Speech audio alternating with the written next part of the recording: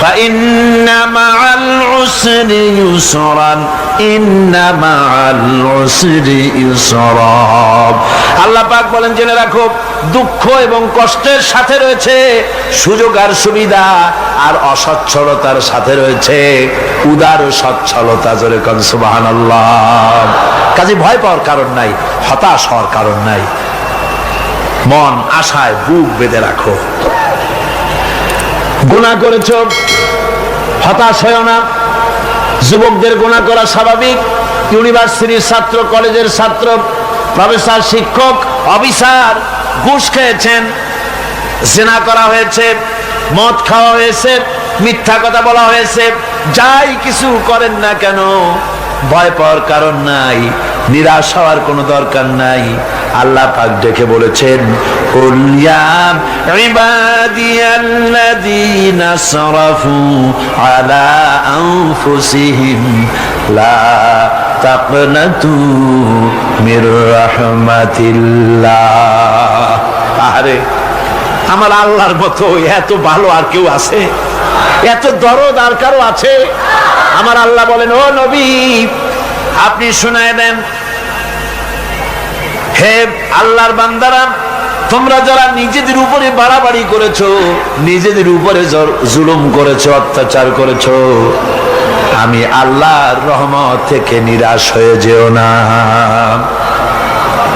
মানুষ যদি অপরাধ করে, বাপের সাথে অপরাধ করেছে, মায়ের সাথে অপরাধ করেছে, মা বাবা সন্তানের চাইতে এত বড় কল্যাণকামী তো আর কেউ নাই, কিন্তু মা বাবা কোনোদিন বলে না আয় আমার ছেলে তোরে মাফ করে দেই, এরকম বলে নাকি?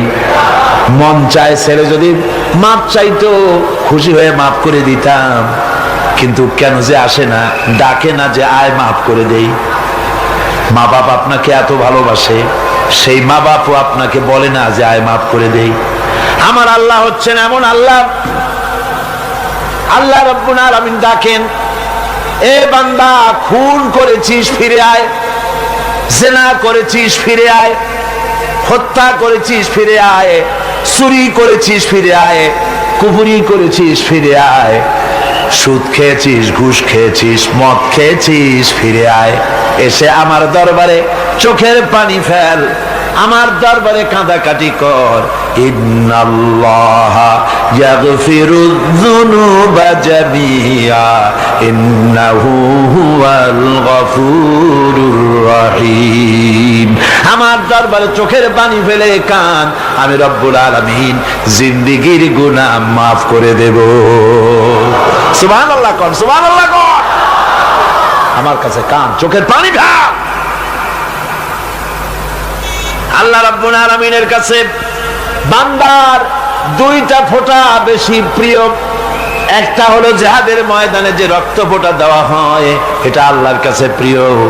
আর আল্লাহর ভয়তে গুনার জন্য লজ্জা করে, অনুশোচনা করে বান্দা যখন চোখের পানি ছেড়ে দেয়, আল্লাহর কাছে এটা অত্যন্ত প্রিয়। নবীজি বলেছেন, বান্দা যখন গুনার ভয়তে, আল্লাহর ভয়তে, জাহান্নামের ভয়তে অনুশোচনা করে যখন চোখ দিয়া পানি ছেড়ে দেয়, ওই চোখের পানি নাকের অর্ধেক আসতে না আসতে আল্লাহ রাব্বুল আলামিন বান্দারে মাফ করে দেন। আল্লাহ বরদাস্ত করতে পারেন না যে বান্দা কান্দে। আমার ভাইরা, আল্লাহ রহমত এই পৃথিবীতে, আল্লাহ রহমতকে 100 ভাগ করা হয়েছে। আল্লাহ রহমতের কত ভাগ? এই 100 ভাগের 1 ভাগ সারা পৃথিবীতে ছড়াই দেওয়া হয়েছে। আর 99 ভাগ কার কাছে? আল্লাহর কাছে। একটা ভাগ দুনিয়া ছড়ানো হয়েছে আদম আলাইহিস সালাম থেকে নিয়ে এই পর্যন্ত, এখান থেকে নিয়ে কিয়ামত পর্যন্ত পৃথিবীতে যত মানুষ আসবে, যত প্রাণী আসবে, তাদের মধ্যে প্রাণী জগতেও গাভী তার বাছুরকে ভালোবাসে ঠিক কিনা, হাতি তার বাচ্চাকে ভালোবাসে ঠিক কিনা, মুরগি তার বাচ্চাকে ভালোবাসে কিনা, প্রত্যেক মাই তার সন্তানকে ভালোবাসে মানুষের মতো। এই ভালোবাসা, স্নেহ, এই মমতা, এই করুণা, এই মহব্বত একটা ভাগ দুনিয়ায় দেওয়ার পর আপনি আর আমি যতটুকুন ভাগে পেয়েছি সেই মহব্বতে, স্ত্রীর মহব্বতে অস্থির, মায়ের মহব্বতে অস্থির, সন্তানের মহব্বতে অস্থির। এখন চিন্তা করেন, একটা ভাগ সারা পৃথিবীতে বিতরণ করার পর যেটুক পেয়েছি তাতে যদি এত মহব্বত হয়, তাহলে এর 99 ভাগ মহব্বত যে আল্লাহর কাছে জমা আছে, এই বান্দার জন্য তার কত মহব্বত, এই বান্দার জন্য কত করুণাতা, কত মহব্বতটা, কত দয়াটা। এজন্য আল্লাহ রাব্বুল আলামিন বলেছেন, নাব্বি ইবাদি আন্নি আনাল গফুরুর রহিম। ও আমার নবী, সুসংবাদ দিয়ে দাও, বান্দাদেরকে শোনায় দাও যে আমি আল্লাহ তাআলা ক্ষমাশীল আর দয়াবান। হুজুর কাঁদতেছিলেন, হযরত ওমর রাদিয়াল্লাহু তাআলা আনহু এসে দেখেন হুজুর একা কাঁদতেছে। হুজুর জিজ্ঞেস করছেন, হযরত ওমর জিজ্ঞেস করলেন, হুজুর আপনি কাঁদেন কেন একা একা? হযরত ওমর বলেন, আমি যখন প্রশ্ন করলাম নবীজি বললেন, আমার কাছে কিছু আগে জিবরাইল এসেছিলেন, জিবরাইল এসে আমাকে বললেন আল্লাহ পাক বলেছেন, হে আমার নবী, ইসলামের ভিতরে থেকে যে সমস্ত মানুষগুলো ইসলামের ভিতরে থেকে চুল আর দাড়ি পাকায় দিছে, কিয়ামতের দিন এই লোকগুলারে আমি শাস্তি দিতে আমার শরম হবে। হযরত ওমর বলেন, হুজুর উম্মতের জন্য কত বড় খুশ খবর এটা, আর আপনি কাঁদতেছেন। হুজুর বলেন, ওমর তুমি জানো না আমার কান্নার কারণ ভিন্ন। আমার কান্নার কারণ হলো যে আল্লাহ রাব্বুল আলামিন কিয়ামতের দিন দাড়ি চুল পাকা বান্দারে শাস্তি দিতে শরম করবেন, সেই দাড়ি চুল পাকা বান্দাগুলি আল্লাহর সাথে নাফরমানি করতে শরম করে না। আমি এই লজ্জায় কাঁদতেছি। ভাইরা, হুজুর আল্লাহ পাক বলেন, ও আমার নবী, রাতের আধারে যখন একটা বুড়া আমার দরবারে হাত উঁচু করে, একটা বুড়া মানুষ রাতের আধারে যখন আমার দরবারে হাত উঁচু করে আর যখন বলতে থাকে, রব্বুল আলামিন আমার পেছনের জীবনটা বড় খারাপ করেছি, এমন কোন কাজ জীবনে করি নাই যা তোমার কাছে কিছু দাবি করতে পারি, সব রকমের নাফরমানি করেছি, আজ আমি বুড়া হয়ে গেছি, কামাই করতে পারি না, ছেলে আমাকে চোখে দেখতে পারে না, পুত্রবধূ আমাকে ঘরে জায়গা দেয় না, আমার স্ত্রী আমাকে দেখতে পারে না, রোজগার করতে পারি না, হাঁটতে পারি না, চলতে পারি না, সবার কাছে আমি তিতা হয়ে গেছি, আমি দাঁড়াতে পারি না, কোমরে ব্যথা পাই, হাঁটুতে ব্যথা পাই, চলতে পারি না, কানে শুনতে পাই না, চোখে দেখতে পারি না, আর তোমার কাছে কিছু চাইয়া নেব এমন ভালো কাজও করি নাই। এইভাবে যখন বান্দা কাঁদতে থাকে আমার দরবারে, ও আমার হাবিব আমার রহমতের দরিয়ায় জোশ মেরে যায়, আমার শরম হয় এই বুড়াটারে কেমনে খালি হাতে ফিরাইয়া দেই। সুবহানাল্লাহ, সুবহানাল্লাহ। আমার আল্লাহর এত দয়া, আমার আল্লাহ এত মায়া, এত মহব্বত। আমার আল্লাহ রাব্বুল আলামিন বলেন, ওয়াইযা সালাকা ইবাদি আন্নি ফাইন্নী করিব। ও আমার হাবিব, আমার বান্দা আমার ব্যাপারে প্রশ্ন করে, আমি বান্দার একদম নিকটে। কোরআন শরীফের ভিতরে যত জায়গায় রাসূলকে বলা হয়েছে সুয়ালের কথা, আপনাকে প্রশ্ন করা হয়, আল্লাহ তার জবাব কুল এই কথা বলে জবাব দিয়েছেন। যত জায়গায় সুয়াল এসেছে, যেমন কোরআনে কারীমের মধ্যে আল্লাহ পাক বলেন, ওয়ায়াসআলুনাকা আনিল মাহিদ, মেয়েদের হায়েজ সম্পর্কে জিজ্ঞাসা করা হয়, কুল হিয়া আযা, হে নবী আপনি বলুন। এভাবে করে কুল দিয়ে জবাব দেওয়া হচ্ছে। আবার প্রশ্ন করা হচ্ছে, ওয়ায়াসআলুনাকা আনিল আনফাল, এই গনিমতের মাল সম্পর্কে হুজুর আপনাকে, হে নবী আপনাকে প্রশ্ন করা হয়। আল্লাহ কুল দিয়া জবাব দিলেন, আল্লাহ বলেন আপনি বলেন। ওয়ায়াসআলুনাকা আনিল খামরি ওয়াল মাইসির, আল্লাহ পাক বলেন নবী আপনারে প্রশ্ন করা হয়, কুল ফীহিমা ইসমুন কাবীর, আল্লাহ কুল দিয়া বললেন তুমি বলো। আবার বলা হলো ওয়ায়াসআলুনাকা আনিল আহিল্লা কুল হিয়া মাওয়াকিতু লিন্নাস। ও নবী, আপনাকে প্রশ্ন করা হয় চাঁদের ক্রমবর্ধমান এবং ক্রমহ্রাস, এই যে বাড়ে আর কমে, পূর্ণিমা হয় অমাবস্যা হয়, কেন হয়? আপনি বলুন, কুল, আপনি বলেন, এটা আমি অক্ত এবং সময়, বছর আর দিন গণনা করার জন্য পৃথিবীবাসীদের জন্য বিনা পয়সায় একটা ক্যালেন্ডার বানাইয়া আকাশে ঝুলাই রেখেছি। এভাবে যত জায়গায় এসেছে আপনাকে প্রশ্ন করা হয়, তত জায়গায় আল্লাহ জবাব দিয়েছেন কুল, আপনি বলেন। গোটা কোরআন শরীফের ভিতরে এই একটি মাত্র জায়গা যেখানে বলা হয়েছে আপনাকে প্রশ্ন করা হয়। আল্লাহ এখানে বলতে পারতেন কুল, আপনি বলেন, আল্লাহ তোমাদের নিকটবর্তী, এভাবে জবাব হয় না। এটা কায়দাটা হলো এই, আল্লাহ বলতেছেন ওয়াইজা সালাকা ইবাদি, ও আমার নবী, প্রশ্ন তো আমার বান্দারা আমার ব্যাপারে করেছে, এবার আপনার জবাবের কোনো দরকার নাই। প্রশ্ন আমার ব্যাপারে, আমি নিজে জবাব দিয়ে দেই, ফা ইন্নী কারীব। ও বান্দা, আমার ব্যাপারে প্রশ্ন করেছিস, জবাব আমি দেই, আমি তোর সবচাইতে বেশি নিকটে। সুবহানাল্লাহ, কত নিকটে? وَنَحْنُ أَقْرَبُ إِلَيْهِ مِنْ حَبْلِ الْوَرِيدِ। তোর যে রগ, এই শাহরগের চাইতেও আমি তোর বেশি কাছে। সুবহানাল্লাহ। আমারে ডাক, আমারে ডাক, কলিজা দিয়া ডাক, অন্তর দিয়ে ডাক। মনের থেকে মানুষ যদি ডাকে, মুখের ডাক আর মনের ডাক এক জিনিস নয়। দিল সে জুবাত নিকলতি হ্যায়, असर रखती है पर नहीं मगर ताकते परवाज रखती है। দিল থেকে যে কথা বেরোয় তা প্রভাব বিস্তার করে, ডানা নাই কিন্তু ওড়ার ক্ষমতা রাখে। মনের কথাই ভিন্ন। মন থেকে, দিল থেকে, কলিজা থেকে, অন্তরের গভীর কন্দর থেকে মুহাব্বতের সাথে কেউ যদি একবার বলে আল্লাহ, বলেন আল্লাহ, আল্লাহ, আল্লাহ, আল্লাহ রাব্বুল আলামিন বলেন, অন্তরের অন্তঃস্থল থেকে একটি বার যদি বান্দা বলেন আল্লাহ, আল্লাহ বলেন 70 বার সাড়া দিয়া জিজ্ঞেস করি, বান্দা কি চাও, আমি তোমার কাছে আসি। সুবহানাল্লাহ, আমি তোর একদম কাছে, কি চাস বল, বল আমার কাছে। এমন দয়াবান, এমন মেহেরবান, এমন আল্লাহ আমাদের। সে আল্লাহ রাব্বুল আলামিন, তিনি বলছেন وقال ربكم ادعوني استجب لكم।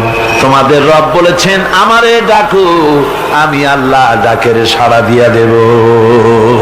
সুবহানাল্লাহ। কারে ডাকতে হবে? কারে ডাকতে হবে? এই বিশাল জনসমুদ্র একযোগে চিল্লায় কোন কারে ডাকতে হবে? কোন পীর সাহেবকে নয়, আল্লাহর কসম কোন খাজা বাবাকে নয়, ডাকতে হবে কারে? চিল্লায় কোন কারে? ওয়াকালা রাব্বুকুম উদউনি, তোমার রব তোমাকে বলতেছে আমারে ডাকো, আস্তাজিব লাকুম, আমারে ডাকবে আমি সাড়া দিয়ে দেব। সুবহানাল্লাহ। আল্লাহকে ডাকেন, কি চাই আপনার বলেন, কি চাই? আল্লাহর কাছে চান, আল্লাহ দিয়ে দিবেন। যাওয়ার জায়গা আল্লাহর কাছে চাইবেন, আল্লাহ দিবেন। দেওয়ার জায়গা, চাওয়ার জায়গা হলো সেজদায় পড়ে যাবেন। আমার ভাইয়েরা, জায়গাটা চিনায় দিলাম। মাজারে যাওয়া লাগবে না, কবরে যাওয়া লাগবে না। 2 রাকাত নামাজ পড়ে সেজদায় পড়ে গিয়া যত বিপদ আছে, মুসিবত আছে, সেজদার মধ্যে চোখের পানি ছেড়ে দেন আর কেন্দে কেন্দে জীবনের কথা বলেন। আল্লাহ রাব্বুল আলামিন আপনার আওয়াজ শুনবেন আর দোয়া কবুল করে নিবেন। কাঁদতে হবে আল্লাহর কাছে। কার কাছে?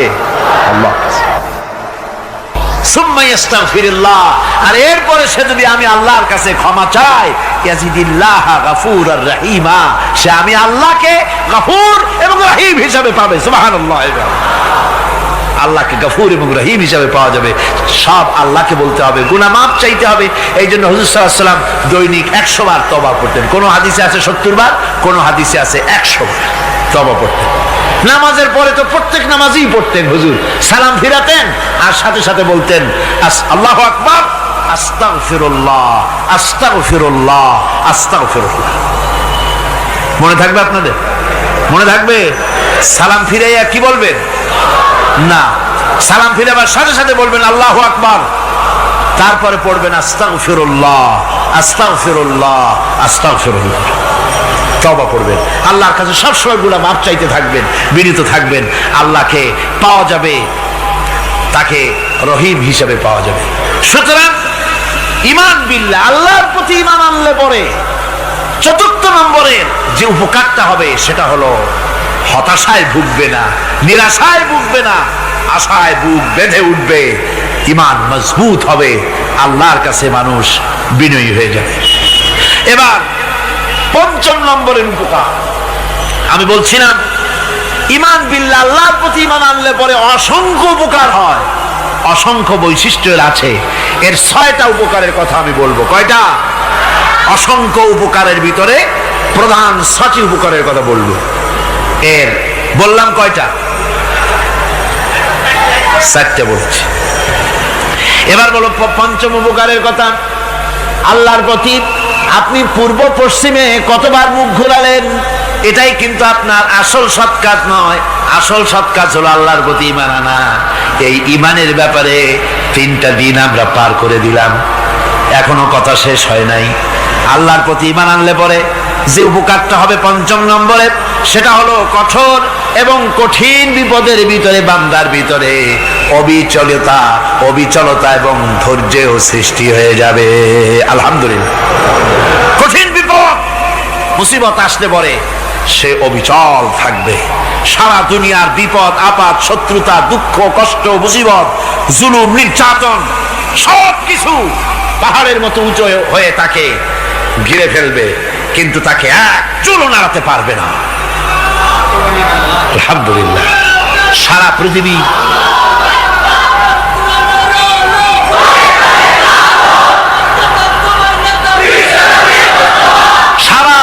একদিকে আর সে একা একদিকে থাকবে। বিরোধিতা তো হবেই, বিপদ তো আসবেই।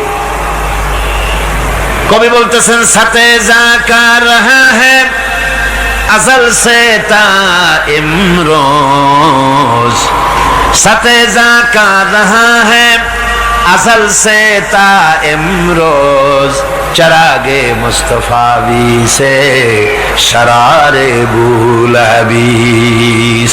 সে আবহমান কাল থেকে শুরু করে মুস্তাফা সাল্লাল্লাহু আলাইহি ওয়াসাল্লামের দীপ শিখার সাথে আবু জাহেল, আবু লাহাবের অগ্নিস্ফুলিঙ্গের টক্কর লেগেই আছে।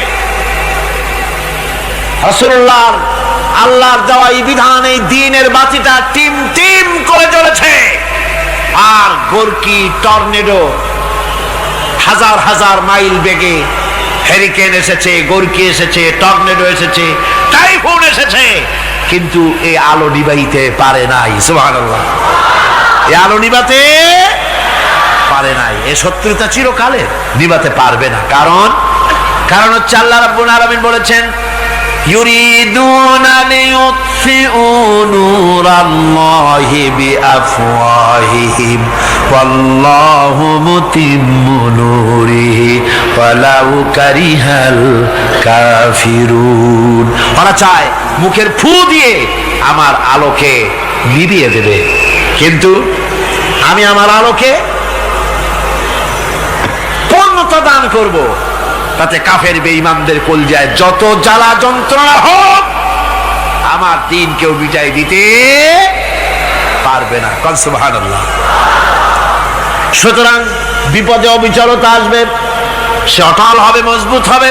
কোরআনে কারীম বলতেছে, ওয়া কাযালিকা জাআলনা লিকুল্লি নাবিয়্যিন আদুওয়াম মিনাল মুজরিমিন।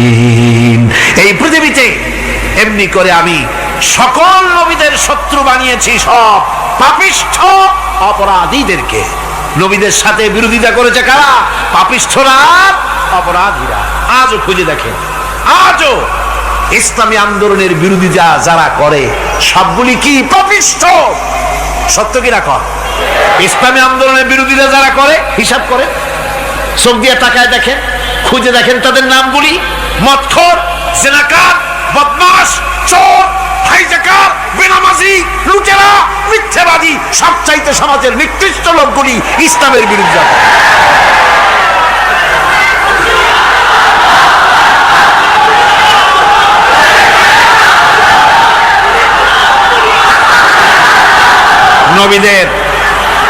নবীদের শত্রু আল্লাহ বলেন সব যুগে নবীদের সাথে শত্রুতা করেছে পাপিষ্ঠরা। আল্লাহর কথা, কার কথা? সকল যুগে নবীদের সাথে শত্রুতা করেছে পাপিষ্ঠরা, নিকৃষ্ট ধরনের অপরাধীরা। সুতরাং নবী রাসূলদের অবস্থা যখন এই, তখন দ্বীনের দাওয়াত যারাই দেবে তাদের কিসমত এরকম হবেই। এই বাধার মোকাবেলা তাদেরও করতে হবে। এই যে বাধাটা আসে, এই যে মারে, অপরাধ কি? এই যে তারা চোর বা ডাকাত যাদের মারা হয়। আল্লাহ রাব্বুল আলামিন বলেন অপরাধ হলো ওয়ামা নাকামু মিনহুম ইল্লা আইয়ুমিনু বিল্লাহিল আজিজিল হামিদ। অপরাধ হচ্ছে ইমানদার লোকদের উপরে নির্যাতন চালিয়েছে, অন্য কোনো কারণে নয়। কারণ একটাই, তারা আল্লাহর জমিনে আল্লাহর দ্বীন প্রতিষ্ঠা করতে চেয়েছে, আর কোনো অপরাধ না। জমিন আল্লাহর, জমিন কার?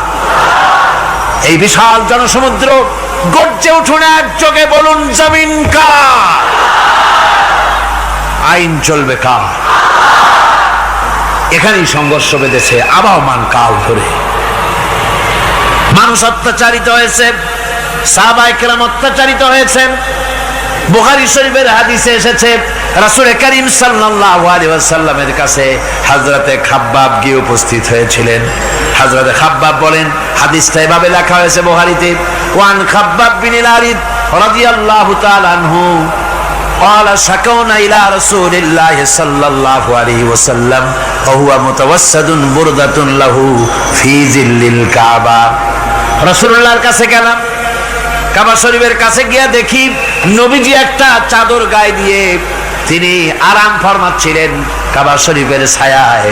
সেখানে গিয়ে বললাম, আলা তাস্তানসিরু লানা আলা তাদউ লানা ইয়া রাসূলুল্লাহ, হে আল্লাহর রাসূল, আপনি কি আমাদের জন্য আল্লাহর কাছে দোয়া চাইবেন না?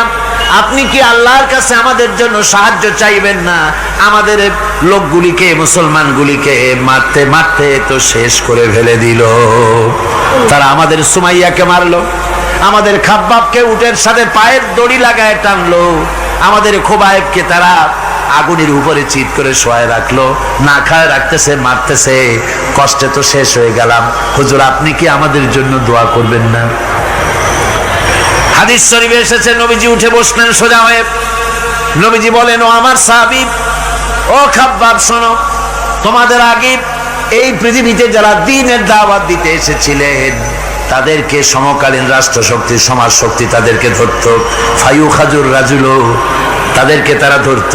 ফায়ুহফারু লাহু ফিল আরদ, আর তার জন্য জমিনের ভিতরে কবর বানাইতো। ওই কবর ফায়ু জালু ফিহা, ওই কবরের ভিতরে তাকে কোমর পর্যন্ত গেড়ে দিত। সুম্মা ইউতা বিল মানশার, এরপরে করাত আনতো। ফায়ুদাউ আলা রাসিহি, এরপরে ওই করাত তার মাথার উপরে রাখতো।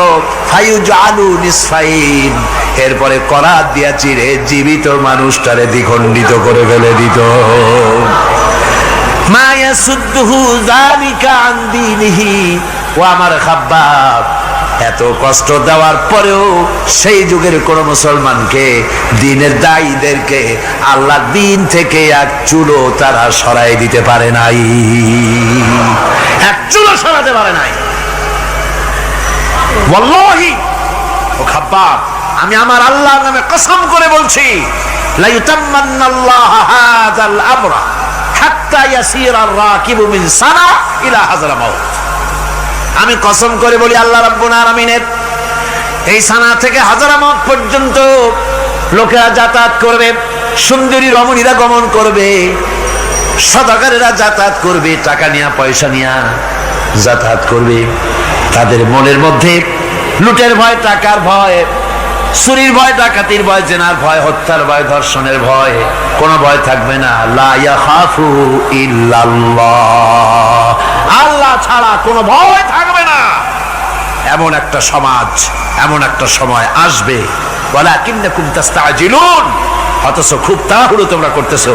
তাড়াহুড়ো করো না, সময় আসবে ইনশাআল্লাহ। আমার ভাইয়েরা, আমার বন্ধুগণ, কঠিন বিপদে অবিচলতা এবং ধৈর্যের দৃষ্টান্ত রেখে গেছেন আম্বিয়া আলাইহিমুস সালাম। সুবহানাল্লাহ। কঠিন বিপদে অবিচলতা, দৃঢ়তা, ধৈর্য কারে বলে, তার দৃষ্টান্ত কারা রেখেছেন?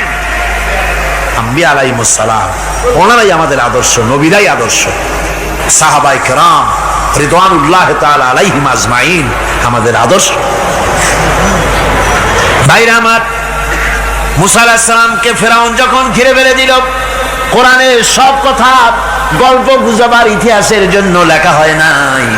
কোরআনের মধ্যে যা লেখা হয়েছে সব বান্দাদের উপদেশের জন্য, যাতে করে লোকেরা চিরটা কাল এর থেকে উপদেশ নিয়ে নিজেদের তৈরি করতে পারে। জোরে বলেন সুবহানাল্লাহ।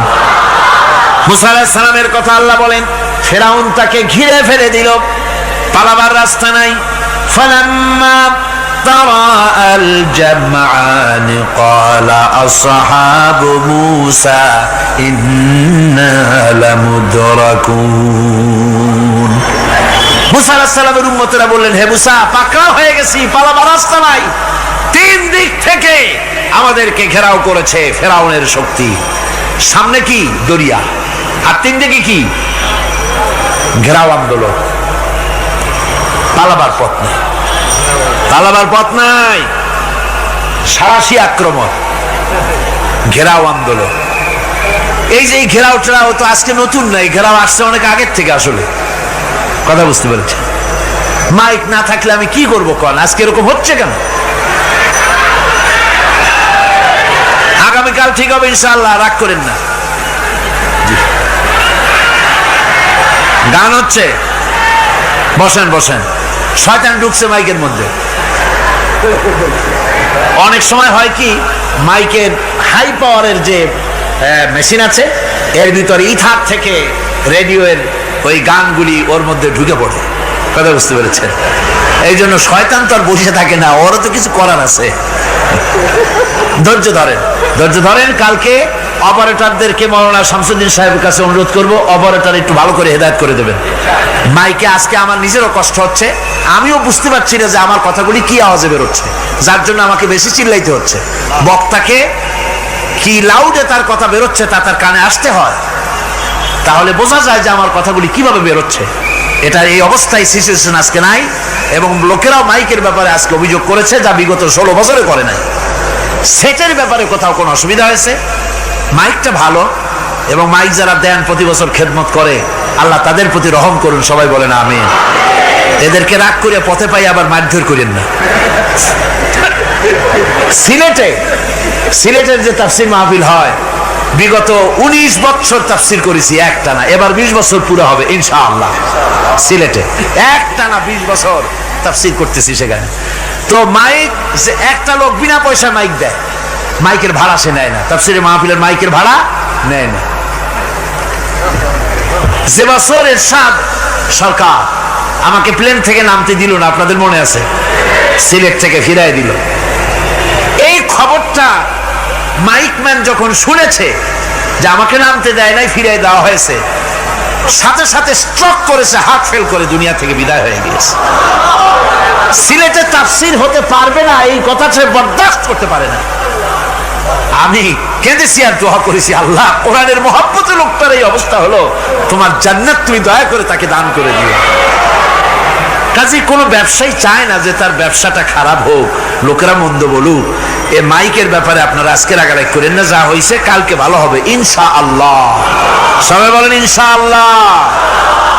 এখন চলেন আমরা ফেরাউনের অবস্থা দেখি গিয়া কি করতেছে ফেরাউন। মুসা আলাইহিস সালামকে ঘেরাও করে ফেলেছে, পালাবার উপায় নাই। একদিকে দরিয়া, তিন দিকে ফেরাউনের শক্তি। এই যে ঘেরাও টেরাও মানে নতুন তো না, ধর্মঘট নতুন না, পুরানা জিনিস। এই পৃথিবীতে সর্বপ্রথম ধর্মঘট কিসের উপরে হয়েছে জানেন? এই পৃথিবীর প্রথম ধর্মঘট হয়েছে পেঁয়াজ রসুন আর ডাইলের উপরে, মুসা আলাইহিস সালামের জামানায়।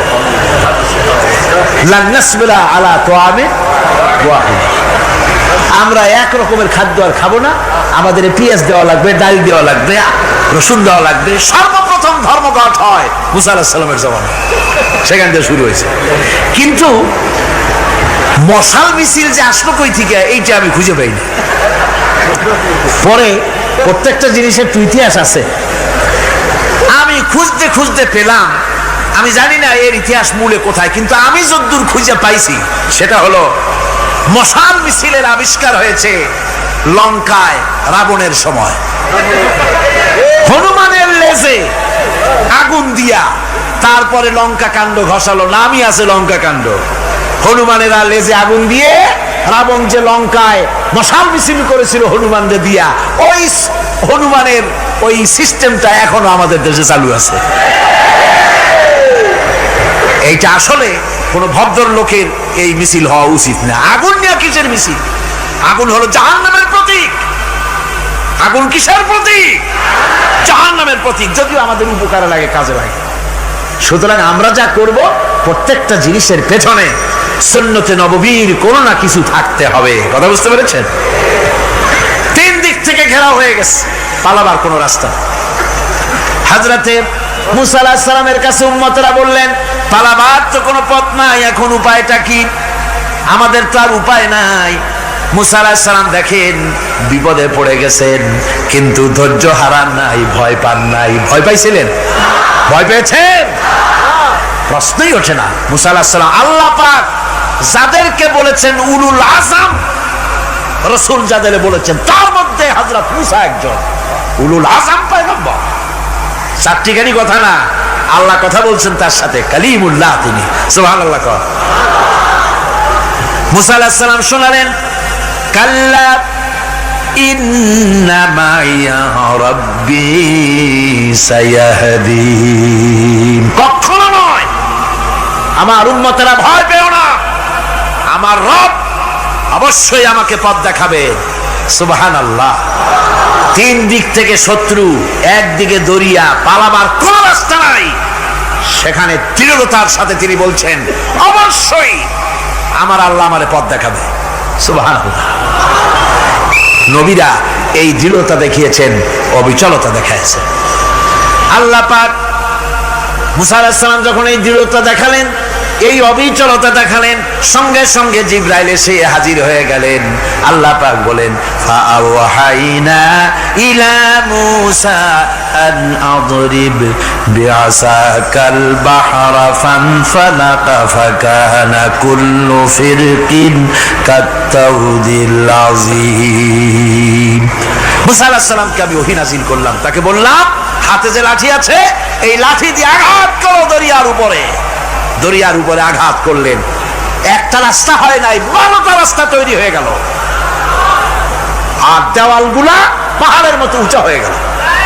দরিয়ার ভিতরে পাহাড়ের মতো উঁচা মজবুত 12টা রাস্তা। এবার মুসা আলাইহিস সালাম তার দলবল নিয়ে চললেন। আল্লাহ রাব্বুল আলামিন বলেন, ওয়া আনজাইনা মূসা ওয়া মান মাআহু আজমাইন। মুসা এবং তার সাথী সঙ্গীদেরকে আমি পার করে দিলাম। মুসা আলাইহিস সালাম এবং তার সাথী সঙ্গী নিয়ে যখন দরিয়ার মাঝখানে আসছে, ফেরাউন তার দলবল নিয়ে এসে গেছে। আসে দেখে নদীর মধ্যে রাস্তা। বাবা, খুব তো কায়দা। ও মনে করছে ওর বাজানের তৈরি করা ডিস্ট্রিক্ট বোর্ডের রাস্তা। ওর লোকজন নিয়ে নেমে গেছে দরিয়ার ভিতরে, ও আসছে মাঝখানে, মুসা আলাইহিস সালাম চলে গেছেন ওপার, দরিয়া পার। মাঝখানে যখন এসে গেল, আল্লাহ রাব্বুল আলামিন পানিকে অর্ডার করলেন কুন। আল্লাহর তো বটন টেপা লাগে না, মুখ দিয়া কোনো হুকুম করা লাগে না, শুধু বলেন কুন। যে ব্যাপারে কুন বলেন ফায়াকুন, সাথে সাথে হয়ে যায়। আল্লাহ বললেন কুন, আর অমনি রাস্তা বন্ধ হয়ে গেল। এবার তুফান শুরু হয়েছে নদীতে, ঢেউয়ের উপরে ঢেউ, মৌজুন কাল জিবাল, পাহাড়ের মতো উঁচু হয়ে হয়ে ঢেউ আসতেছে। দলবল ঘোড়া আর অস্ত্রপাতি যা ছিল সব মরিয়া শেষ। এবার ফেরাউন একা উপরে ওঠে আর নিচে নামে, পানি খেতে খেতে পেটের কাম সারা, জনমের খাওয়া খাইছে পানি, এখন জান যায়, বাঁচবার আর উপায় না, বাঁচবার আর উপায় নাই। ফেরাউন তার নিজের জীবন সম্পর্কে হতাশ হয়ে গেল। এবার ফেরাউন বলতেছে, আমানতু আন্নাহু লা ইলাহা ইল্লাল্লাযী আমানাত বিহি বানু ইসরাঈল। আমি ঈমান আনলাম, আমি ঈমান আনলাম আল্লাহ ছাড়া কোনো ইলাহ নাই। ওই আল্লাহর উপর ঈমান আনলাম যে আল্লাহর উপরে ঈমান এনেছে বনি ইসরাঈলেরা। আল্লাহ যাতে ঠিক পায় যে কোন আল্লাহর উপর ঈমান আনছে। বনি ইসরাঈলের আল্লাহর উপর ঈমান আনলাম। আল্লাহ এই তো মুসলমান হয়ে গেছি, এরপরও আমার সুবাও কেন? আল্লাহ রাব্বুল আলামিন জবাবে বলেন, আল আন, এখন ওয়াকাদ আসাইতা ক্বাবলু ওয়া কুনতা মিনাল মুফসিদিন। এখন ঈমান আনার কথা বলছো, অথচ যুগের পর যুগ, বছরের পর বছর ধরে আমার মানুষের উপরে মন গড়া আইন চালায়েছ, আমার পয়গম্বরের সাথে বেয়াদবি করেছ। আজ তোমাকে আমি ছাড়ছি না, তোমাকে আজকে ছেড়ে দেব না, আমি তোমাকে মারব। আর সমস্ত প্রাণীগুলিকে, স্থলচর প্রাণীগুলিকে আল্লাহ পাক অর্ডার দিয়া দিলেন, এই ফেরাউনের লাশকে ডুবাবি না, পচাবি না, খাবি না। আল ইয়াউমা নুনাজ্জিকা বিবাদানিক, আমি তোমার শরীরে বাঁচায় দেব। পোকে খাবে না, পানিতে পচবে না, মাছে খাবে না, কুমিরে খাবে না, দুনিয়ার কোনো পশুতে খাবে না। আমি তোরে শুটকি বানাইয়া রাখবো, যাতে করে দুনিয়ার সমস্ত ফেরাউন যত যুগে যুগে আসে তোরে দেখে যেন হেদায়েত নিতে পারে। ফেরাউনকে আল্লাহ শুটকি বানায় রাখছে। আমি ফেরাউনদের লাশ দেখেছি ব্রিটিশ মিউজিয়ামে। ফেরাউন তো একটা না, অনেকগুলা। আসলটারে অবশ্য দেখিনি। ব্রিটিশ মিউজিয়ামে ওই ফেরাউনগুলার লাশ যখন অসুবিধা হয়, মমিগুলি, তখন ইংল্যান্ডে নিয়ে যায় চিকিৎসা করাবার জন্য। চোখ টোক আছে গর্তের ভিতরে, তারপরে চামড়া টামড়া হাড়ের সাথে মিশানো, ওইভাবে চেহারা দেখলে মনে হয় যে সত্যি ফেরাউনিগুলা। আর ব্রিটিশের কাম মিশর থেকে না আনছে এমন কোন জিনিস নাই। আমি সেখানে এক বক্তৃতায় বলছিলাম, আপনারা এদের এখন সভ্য, এদের এখন ভদ্র, এরা হলো ইন্টারন্যাশনাল চোর। ওরা সারা দুনিয়া চুরি করেছে। লন্ডনে বক্তৃতা করেছি, সারাটা দুনিয়া চুরি করছে, আমাদের দেশকে শোষণ করেছে।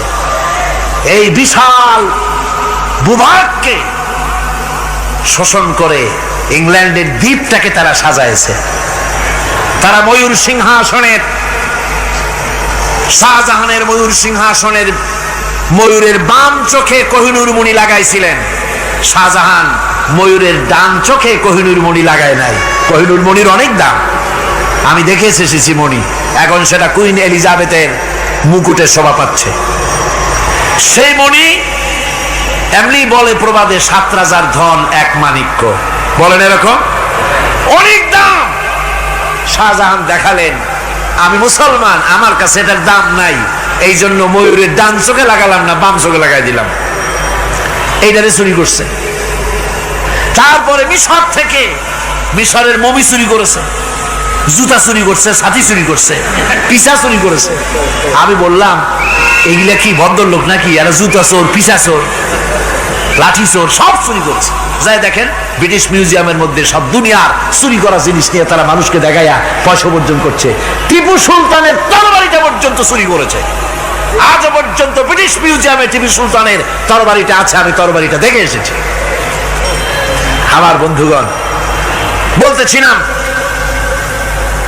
যে পৃথিবীতে আল্লাহ রাব্বুল আলামিন নবীরা তাদের চরিত্র দিয়ে বিপদের মোকাবেলা করে দুনিয়ার সামনে কঠিন বিপদের মোকাবেলা করে অবিচলতা, দৃঢ়তা দেখায় গেছেন যে কেমন করে এই পৃথিবীতে বিপদের সামনে মোকাবেলা করতে হয়। ধৈর্য ধরতে হবে, বিপদ আসবে পাহাড় সমান হয়ে, আপনাকে ধৈর্য ধারণ করতে হবে সেভাবে বুক বেঁধে। যেহেতু এটা যদি বিশ্বাস হয় যে আমার কিসমতে যা আছে তার থেকে বেশি কিছু হবে না, তাহলেই আপনার ধৈর্য আসবে, ভয় পাবেন না। কথা ঠিক কিনা কন?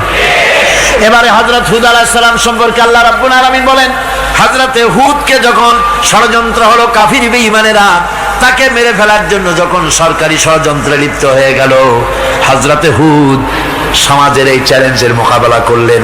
হযরত হুদ বলেন, ফাকিদুনি জামিআন সুম্মা লা তুনজিরুন ইন্নী তাওয়াক্কালতু আলাল্লাহি রাব্বি ওয়া রাব্বিকুম। তোমরা তোমাদের ষড়যন্ত্র আমার বিরুদ্ধে যত পারো আমার বিরুদ্ধে ষড়যন্ত্র চালাও, এতটুকুন আমার অবকাশ দিও না। আমি এমন আল্লাহর উপরে ভরসা করেছি যার হাতের ভিতরে তোমাদেরও জান আর আমারও জান। যা পারো তাই করো। সরকার সমস্ত শক্তি একত্রিত হয়ে আমার মোকাবেলা করো। একদিকে হুদ আলাইহিস সালাম, আর একদিকে গোটা জাতি। হযরত হুদ ভয় পায় নাই। সুবহানাল্লাহ খান। ঈমান বিল্লাহ মানুষের কলিজাকে এভাবে শক্ত করে দেয়। কোন আলহামদুলিল্লাহ। এবারে এই বিপদের, কঠিন বিপদের মোকাবেলা করে আমার রাসূল যে প্রমাণ দিয়া গেলেন, আমার রাসূল যে কঠিন বিপদের মোকাবেলা করলেন, ভাইয়ের আমার, হিজরতের রাতে সওর পাহাড়ের ভিতরে যখন তিনি আশ্রয় নিলেন, হযরতে আবু বকরের সাথে ছিলেন। হযরতে আবু বকর রাদিয়াল্লাহু তাআলা আনহু বলেন, হুজুর আপনি দাঁড়ান, এটা তো পাহাড়িয়া গুহা, গুহার ভিতরে সাপ থাকতে পারে, বিচ্ছু থাকতে পারে, আমি আগে ঢুকি, বিপদ যদি হয় আমার উপর থেকে হয়ে যাক। গুহার ভিতরে নেমে গুহা সাফ করলেন। এরপরে হুজুরকে ডাকলেন, হুজুর তাশরীফ নিলেন গুহার ভিতরে। এরপরে হুজুর বললেন, আবু বকর, পাহাড়ে হেঁটে হেঁটে 2-3টা পাহাড় পাড়ি দিয়া যাওয়া লাগে সোর পাহাড়ে। মদিনার সোজা রাস্তা হুজুর ধরেন নাই, মেসফালার পথ দিয়া জাবালে কেদোয়ার উপর দিয়া 3টা পাহাড় পাড়ি দিয়া তারপরে হুজুর গেলেন সোর পাহাড়ে। গুহার ভিতরে হুজুর তাশরীফ নিলেন। বললেন, আবু বকর তুমি বসো, তোমার উরুর উপরে মাথা রেখে আমি একটু আরাম করি। হযরতে আবু বকর বসলেন, হুজুর তার উরুর উপরে মাথা রেখে ঘুমায় গেলেন। আর এরপরে কাফির বেঈমানেরা তালাশ করতে করতে কাফেরেরা এসে গেল পায়ের চিহ্ন দেখে দেখে গর্তের কাছে। হযরত আবু বকর ভয়তে কেঁদে ফেললেন, আহারে আর তো উপায় নাই, এবার তো ধরা পড়ে গেছি, এবার নবীজিকে মেরে ফেলে দেবে। নবীর মহব্বতে, নিজের মহব্বতে নয়, নবীর মহব্বতে কাঁদতেছিলেন। হুজুর বলেন, হুজুরের ঘুম ভেঙে গেল। বলো, আবু বকর কাঁদো কেন? ছেলের কথা, মেয়ের কথা, বিবির কথা, বাড়ির কথা মনে পড়লো নাকি? হযরত আবু বকর বলেন, ইয়া রাসূলুল্লাহ, আল্লাহর কসম করে বলি, যেদিন ঈমান এনেছি এই কলিজার ভিতরে মা বাপ, স্ত্রী, পুত্র, পরিজন, এমনকি আমার নিজের জীবনের চাইতে আপনারে বেশি ভালোবাসি। তা কাঁদো কেন? কাঁদো কেন? হযরত আবু বকর বলেন, হুজুর ধরা পড়ে গেছি, কাফেররা এসে গেছে গর্তের কাছে, তাকালি আমাদের দেখতে পাবে। আমরা তো মাইনরিটি, ওরা তো মেজরিটি, আমরা তো ধরি মারি ফেলাই দেবে, আপনাকে মেরে ফেলে দেবে, এই জন্য কাঁদি। আল্লাহ রাব্বুল আলামিন, হুজুর তখন কি দৃঢ়তা, কি অবিচলতা, কি ধৈর্যের পাহাড় সম মনোবৃত্তি তখন দেখালেন। আল্লাহ কোরআন শরীফে চিরকাল যাতে মানুষেরা হেদায়েত নিতে পারে সেজন্য হুজুরের কথা উঠায় দিলেন কোরআনে। আল্লাহ পাক বলেন, ইযহুমা ফিল গার ইয ইয়াকুলু লিসাহিবিহি লা তাহজান ইন্নাল্লাহা মা'ানা।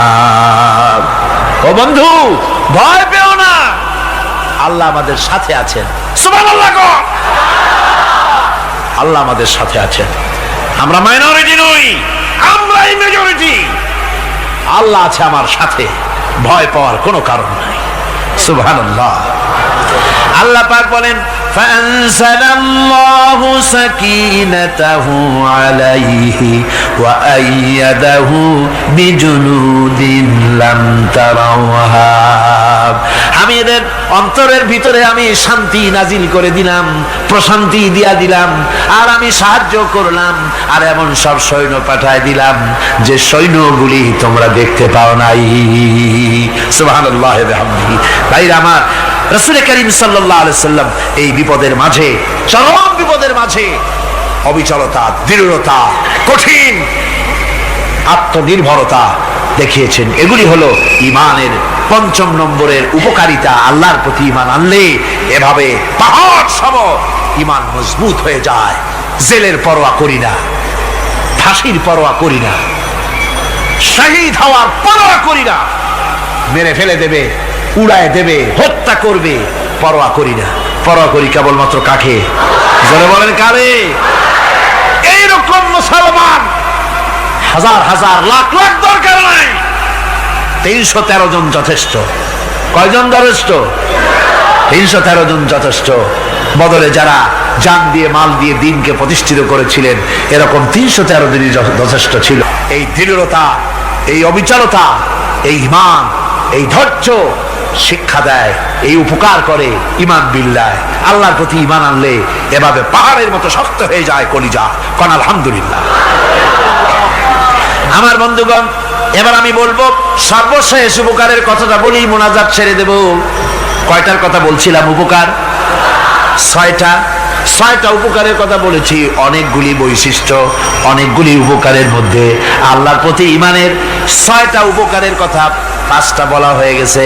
এবার 6ষ্ঠ নম্বর এবং শেষ নম্বর, এটা হচ্ছে আল্লাহর প্রতি ঈমান আনলে পরে তার দ্বারা সবচাইতে বেশি ফায়দা পায় সমাজ এবং রাষ্ট্র। কোন আলহামদুলিল্লাহ, কোন আলহামদুলিল্লাহ। আল্লাহর প্রতি ঈমানের দ্বারা নৈতিক সংশোধন হয় এবং রাষ্ট্র আর সমাজ সবচাইতে বেশি উপকৃত হয়। কারণ হলো ঈমানদার ব্যক্তি আল্লাহর প্রতি যে ঈমান এনেছে, তার মনের মধ্যে ধারণা এটা হয়, আমার কোনো কাজ তো গোপন থাকে না। ইন্নাল্লাহা লা ইয়াখফা আলাইহি শাইউন ফিল আরদি ওয়ালা ফিস সামা। আল্লাহর কাছে গোপন বলতে কিছু নাই, আকাশেও নাই, জমিনেও নাই, কোনো কিছু গোপন নাই। সুতরাং আমি যা করি সব আল্লাহ দেখেন এবং শোনেন। এমনকি মানুষ যে কল্পনা করে, সে কল্পনাও আল্লাহ টের পায় না, নাকি? টের পায় কিনা? ওয়াইন তুবদু মিন আনফুসিকুম আও তুখফুহু ইউহাসিবুকুম বিহিল্লাহ। মনের ভিতরে যে কল্পনা করো, আল্লাহ পাক বলেন এই কল্পনারও হিসাব আমি রব্বুল আলামিন তোমার কাছ থেকে নেব। ফায়ুআযযিবু মাইয়াশাউ, যারে খুশি শাস্তি দেব, আর যারে খুশি আমি মাফ করে দেব। জোরে বলেন সুবহানাল্লাহ। ফায়াগফিরু লিমাইয়াশা ওয়া ইউআযযিবু মাইয়াশা, যারে খুশি মাফ করব, যারে খুশি শাস্তি দেব, কল্পনারও হিসাব নেব। এই কথা মুমিনের যদি জানা থাকে, তাহলে আর তার কোনো চিন্তা থাকে না, তার নৈতিক চরিত্র ভালো হয়ে যায়। কোন সুবহানাল্লাহ। আমার বন্ধুগণ, ঈমানদার লোক, আল্লাহর প্রতি ঈমান আসলে পরে সমাজ উপকৃত হয়, রাষ্ট্র উপকৃত হয়ে যায়। যেহেতু বান্দা জানে আমি দায়িত্বহীন কোনো কথা বলতে পারবো না, দায়িত্বহীন কোনো কাজ করতে পারবো না। আল্লাহ পাক বলেছেন, মা ইয়ালফিযু মিন কাউলিন ইল্লা লাদাইহি রাকীবুন আতীদ। বান্দা এমন কোনো কথা বলে না যে কথা আমার ফেরেশতারা রেকর্ড করে না রাখে। কাজী মুমিন ব্যক্তি আল্লাহর ভয়তে দায়িত্বহীন কথা বলবে না। নির্বাচন আসলে পরে রাস্তা সোনা দিয়ে বান্দায় দেব, এই করব সেই করব, না খাইয়া কেউ মরবেন না। আসে না নির্বাচনের সময় সারাকালি বদনারা মঞ্চে দাঁড়িয়ে কত বড় বক্তৃতা করে, ভাইয়ের আমার, বোনের আমার, এবার আমার বোতল মার্কা বাক্স, আপনারা আমাকে ভোট দিয়ে দেশ এবং জাতির আরেকবার 12:30 বাজাইবার সুযোগ দিন। এবার ক্ষমতায় গেলে কেউ না খাইয়া মরবেন না, কিন্তু কি খাইয়া মরবে তাও বলেন। এর মানে প্রতি অর্থ হচ্ছে এই, ওরা যদি ক্ষমতায় যেতে পারে তাহলে বিষ খাইয়া হোক, গুলি খাইয়া হোক, কিছু না কিছু খেয়ে মরতে হবে। একেবারে খালি পেটে মরলে গ্যাস্ট্রিক হওয়ার সম্ভাবনা আছে। ঈমান বিল্লাহ যদি না থাকে, আল্লাহর ভয় যদি না থাকে, তাহলে দায়িত্বহীন কথা বলে। আর আল্লাহর ভয় যদি থাকে তাহলে নৈতিকতার সংশোধন হয়ে যায়, দায়িত্বপূর্ণ কথা বলে, মানুষকে ফাঁকি দেয় না। আমার বন্ধুগণ, আল্লাহ রাব্বুল আলামিন তার বান্দা যারা আল্লাহকে ভয় করে, সে ভয় করা বান্দাগুলির মনের মধ্যেই চিন্তা এসে যায়, আমি যেখানে থাকি না কেন আল্লাহ আমাকে দেখতেছেন, শুনতেছেন। রাতে হোক দিনে হোক, যেখানে আছি আল্লাহ আমারে দেখতেছেন। আল্লাহ পাক বলতেছেন, ওয়া হুয়া মাআহুম ইজ ইউবাইতুনা মা লা ইয়ারদা মিনাল কওলি ওয়া কানা আল্লাহু বিমা ইয়ামালুনা মুহীতা। আল্লাহ পাক বলেন, আমি তো আমার বান্দার নিকটে তখনও থাকি যখন সে গোপনে গোপনে রাতের বেলায় আমার মর্জির খেলাফ পরামর্শ করে। আমার মর্জির খেলাফ পরামর্শ করতেছে রাত্রে, আমি তো তখনও কাছে থাকি, ওটা আমি শুনি। ইমাম যদি আসে তাহলে এই সব কাজ থেকে সে বিরত থাকে। সে যদি কম হয় সেখানেও আল্লাহ, বেশিও যদি হয় সেখানেও আল্লাহ। এমন কোন জায়গা আছে নাকি চিটাগংয়ে যেখানে আপনি একটা আকাম করবেন আর আল্লাহ টের পাবে না? কোন আছে নাকি? আচ্ছা, চট্টগ্রামে না থাকুক, বাংলাদেশের কোন জায়গা আছে নাকি? পার্বত্য চট্টগ্রামে যত পাহাড় আছে, উঁচু নিচে জায়গা আছে, ওই জায়গায় বোধহয় আছে নাকি? সারা পৃথিবীতে আছে কোথাও? আল্লাহকে ফাঁকি দেওয়ার জায়গা কোথাও